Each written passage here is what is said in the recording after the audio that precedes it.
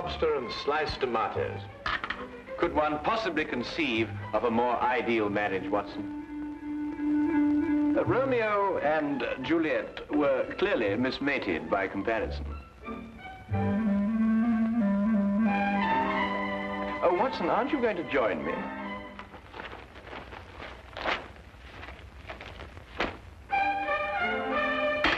Oh, now, surely, Watson, you can't bear a grudge against me forever for something so trivial. Trivial? And what is trivial about riddling the walls with bullets? I do not agree that I riddled the wall, as you so violently put it. I decorated it in a most patriotic manner. Holmes, I have permitted and suffered many liberties in this flat. First you make those evil-smelling gases. Then you shatter my nerves with those ridiculous disguises. But you, even you, have never covered your activities under the banner of patriotism. Yes, but V are of the Queen's initials. I was only celebrating Her Majesty's birthday. Celebrating Her Majesty?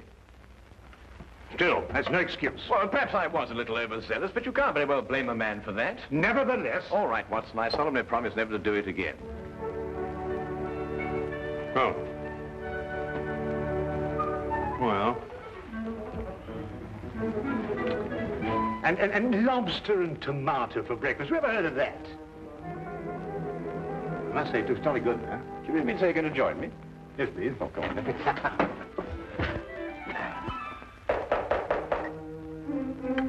That's strange.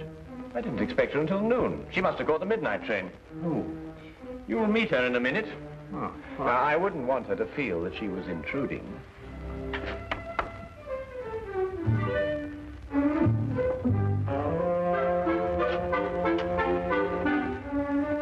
Mr. Holmes? Yes, Miss Millicent Channing? Yes. I wrote you that I'd be here at noon, but I didn't want to lose any time. I took the midnight train. I understand. Won't you come in? This is my good friend and associate, Dr. Watson. How do you do? How do you do? Please sit down, Miss Channing. You must have had a very tiring journey, particularly in view of the fact that you were forced to take a dog cart out of the way. How did you know I took a dog cart? Well, I noticed that your right sleeve is covered with mud. Only a dog cart throws out mud in such a disagreeable way. Mr. Holmes can also deduce your birthstone and the serial numbers of any notes you happen to be carrying in your purse. Dr. Watson exaggerates, though only slightly. I've heard a great deal of your powers, Mr. Holmes. They say you're one of the cleverest men in London. They're very kind. You said in your letter that your fiancé has disappeared. I'm afraid that something terrible has happened to him. Why, Miss Channing? It's all so muddled, so confused. Several days ago, I was expecting him for dinner. He didn't arrive. I was worried, and I went to his lodgings.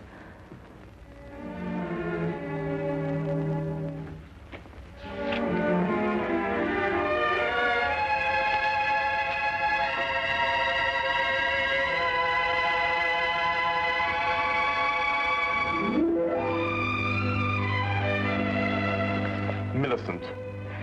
They say of Mom it won't come to the mountain. Good heavens, we had a dinner date. At 8 o'clock. Oh, you must forgive me. I've been so deep in this, it completely slipped my mind. Millicent, how would you like to marry a full professor of English history at London University? I'd much rather marry you, John. I mean me. Well, are you serious? You still have 3 years before you can become a professor. It can happen in a month. Next week, perhaps. But how? Well, you know this research work I've been doing on 14th century English history? Yes? Well, I have reason to believe I've made the most amazing, the most fantastic discovery. Oh, tell me. Not until I put my theory to the test. And if I'm right, I can assure you there will be an immediate cheer for me at the university. And more than that, I'll be famous. Oh, but John, this is unfair, keeping me in the dark like this. I promise you it won't be for long. Tomorrow, I go to see Sir Thomas Greystone at Aberdeen to get his cooperation. He won't refuse because my success will bring him fame also. John, You simply must tell me what... Not another word tonight. I'll tell you everything when I come back the day after tomorrow. Remember, good things come to those who wait. But he didn't come back. Not the day he told me. No, the next day. I wired him at Greystone Castle asking him to explain the delay. I received this answer.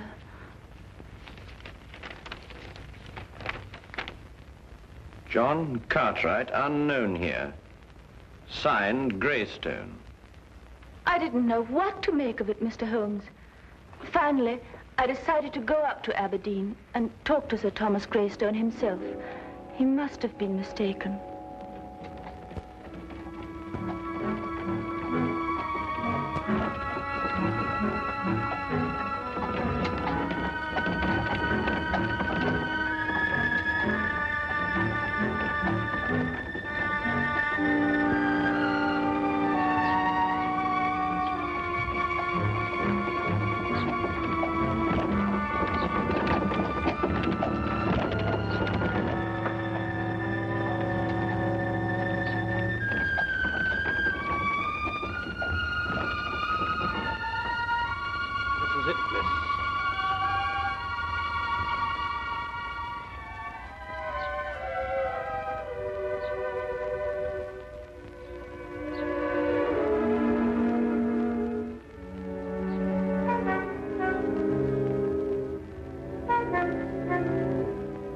Certainly don't envy you, miss.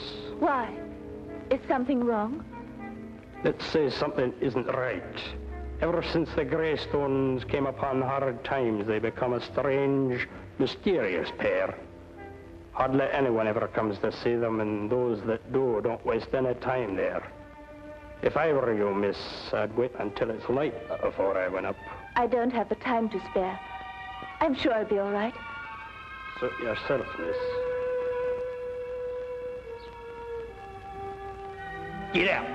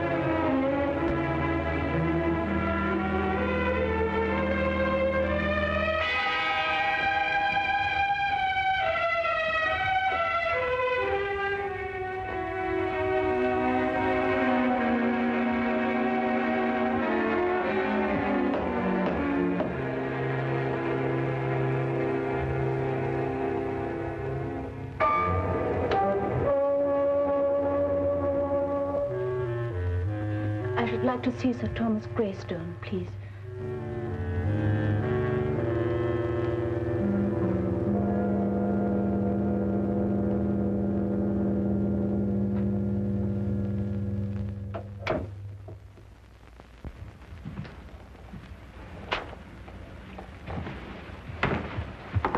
My name is Miss Channing.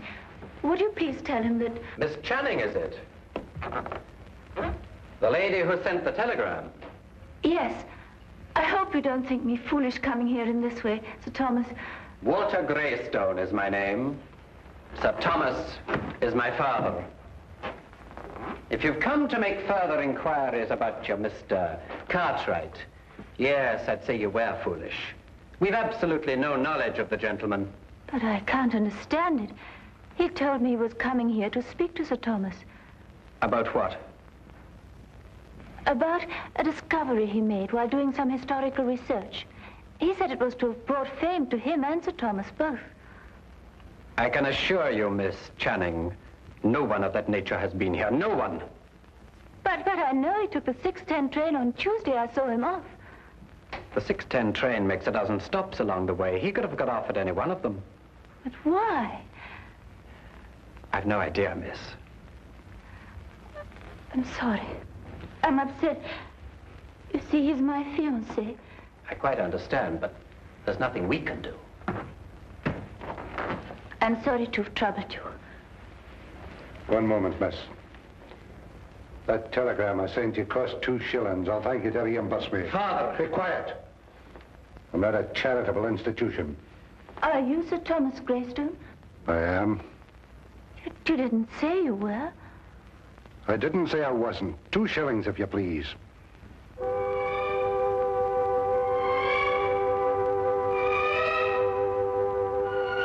you. Good night, to Miss Channing.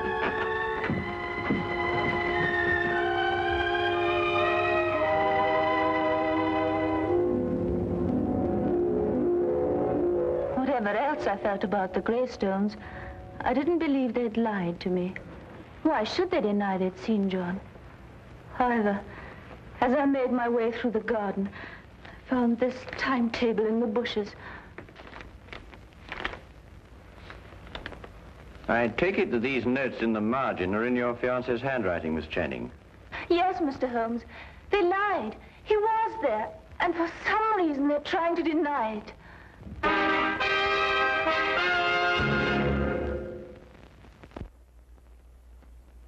He had evidently asked directions to the castle and jotted them down in the margin. Well, it's perfectly evident the Greystones are lying, but why? Here's somebody offering them a chance of fame, they refuse it. There are other considerations more imperative than fame, Watson. Well, what other considerations, for example? That is our problem. You will help me, Mr. Holmes. I'll do my best, Miss Channing. Oh, Watson, the 14th century contained the reigns of what kings? Wait a minute, 14th century? There were some Henrys, and Richard II, of course. Richard II. He was executed, wasn't he? Yes, at Pontefract Castle, September the 21st, 1300 and... Miss Channing, I would appreciate your taking me to your fiancé's flat. To his flat? But why not to Greystone Castle? Well, I would rather not go there unarmed. Why not? We've both got revolvers. I am referring, Watson, to information that may have led to the disappearance of Miss Channing's fiancé. Come along, Miss Channing.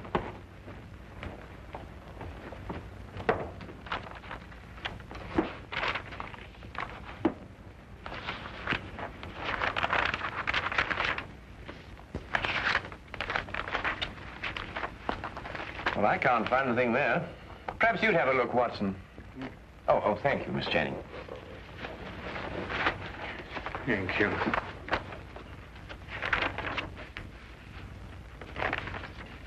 Aha! So this is what Cartwright found so exciting. What is it, Holmes? Well, he certainly deserves his professorship if he understood this. Listen. This pledge unto Richard, I, Richard, do make. To return unto Richard, switcher from Richard I take. Let the Richard look on the northern stair, then 6 and 7 is not fair. Press on and through and tune for 10. Beware thou do not linger then. If thou art in and wist ye moot get out, smite eke the lion upon the snout. Meter and rhyme, perfect. Well, what's it mean? Well, it's simple enough, Watson. Look here, Holmes, sometimes I think you'd say that a trip to the moon on an umbrella is simple. Yeah. Well, analyze it piece by piece. The first part is nothing more than a receipt. A receipt? Certainly. This pledge unto Richard, I, Richard, do make, to return unto Richard such things as I from Richard take. Well, apparently Richard had entrusted his possessions to a loyal friend, and he had received his promise that they be returned. Yes, I see that. The rest of the inscription merely tells him how he may get his possessions back. Hence, let Richard look upon the northern star. A sort of map, so to speak. Quite so. Well, but what's all this got to do with Cartwright's disappearance? Well, in Wilkinson's biography of Richard II, it is mentioned that one of the king's most loyal supporters was Richard Greystone, the original owner of Greystone Castle. Cartwright must have had the idea that Richard had left his possessions with him. So he went up there to prove it? Yes. But that still doesn't answer why John hasn't come back. That answer, Miss Channing, may only be secured at Greystone Castle.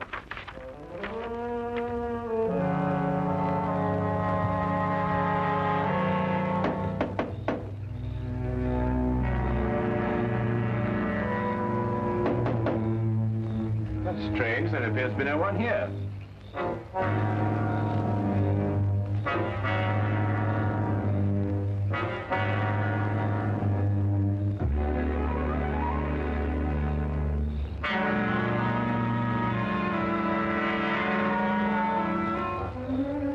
I'll go round and let you in. Aye.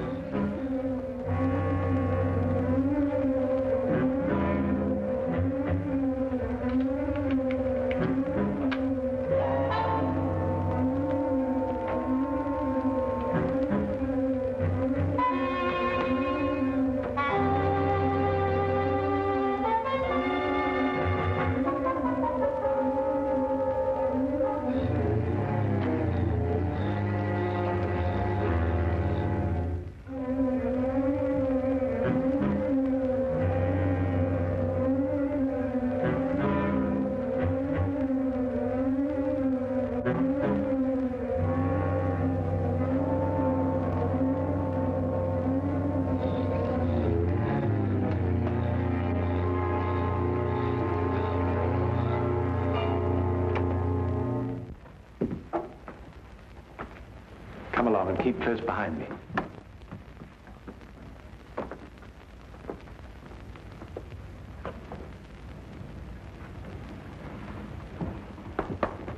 This pledge unto Richard, I, Richard, do make, to return unto Richard, switch from Richard I take.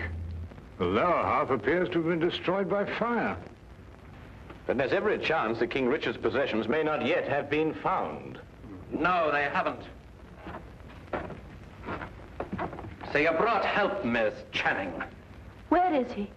What have you done with him? He's in safekeeping, in the tower. Since you're here, perhaps you can persuade Mr. Cartwright to tell us the secret of the Greystone inscription. We shall do nothing of the sort. He's got some idea of returning Richard's possessions to the Queen for a birthday present. They're worth a fortune, and they're rightfully mine. They rightfully belong to the crown. We won't argue rights and wrongs. Weigh this well. If you can't persuade Mr. Cartwright to talk, then not one of you will leave this room alive. In that case, I will not hang my fate on another man's decision. I'll lead you to King Richard's possessions myself. Holmes! Why be killed over a museum piece, Watson? Let's re-examine the pledge. This pledge unto Richard, I, Richard, do make, to return unto Richard the such as from Richard I take. We can understand that much without your help. Go on. The meaning is perfectly clear. Whatever treasure may be hidden here belongs to the royal family and to nobody else. Let Richard look on the northern star. Well, that gives us the direction. Does it? One can look at the North Star from any point in this hemisphere. Your ancestor knew that. He said, let Richard look. And he meant this Richard. In other words, the direction may be found by facing north from this very spot. I am now facing due north. Then 6 and 7 is not far. What does that mean? Merely to pace off 13 steps. 1, 2, 3, 4, 5, 6, 7, 8, 9, 10, 11, 12, 13. Press on and through and down for 10. Press...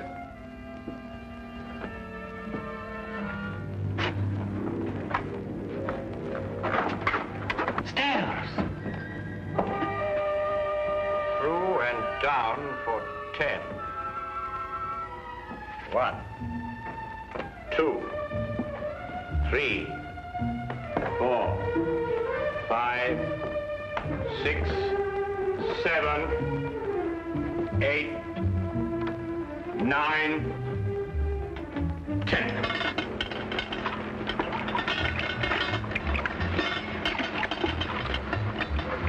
Here it is.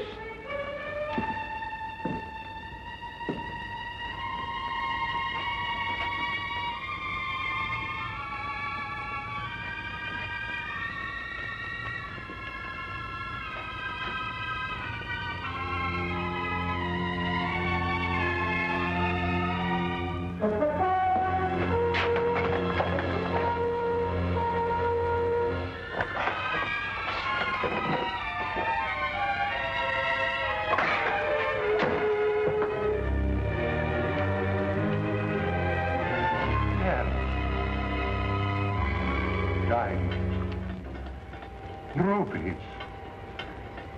Pearls, at last. I've been waiting for this moment for years.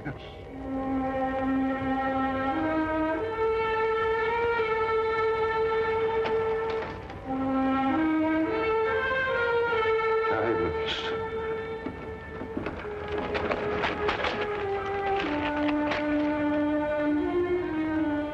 Rubies.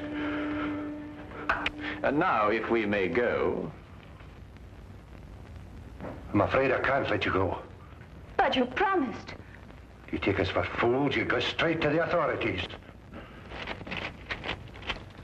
I plan to enjoy this wealth. I don't see how, with or without us.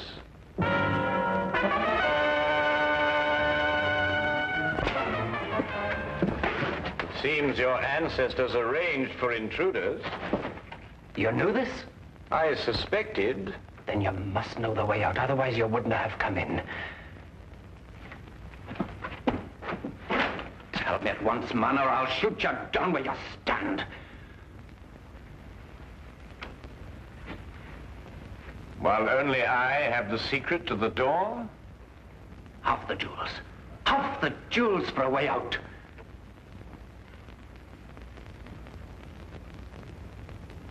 All of them. Show us how to get out, and we'll let you take them all. No. No, they're mine.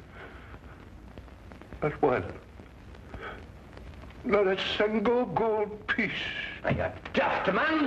You want to rot here forever? The treasure's mine. The treasure's mine. You can't let them have it. Pay no attention. Give me the gun. You can have the treasure. Just the gun, please. The last two lines of the inscription read, as I recall, if you're in and can't get out, strike the lion upon the snout.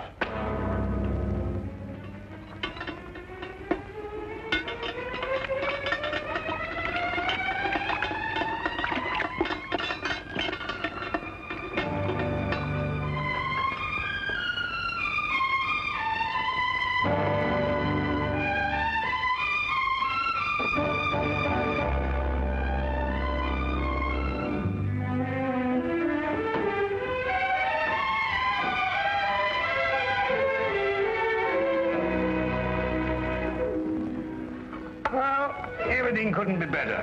The Greystones are in prison, the Cartwrights are together again, and you and I are feasting on cold lobster and tomatoes. Well, I have a sense of well-being. Haven't you the slightest twinge of conscience, Watson? Conscience? No, why?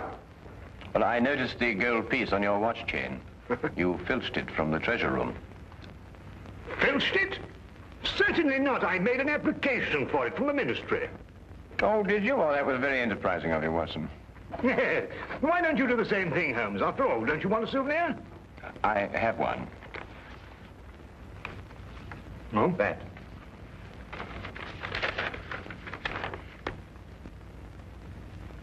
But Holmes, a personal letter of thanks from Her Majesty.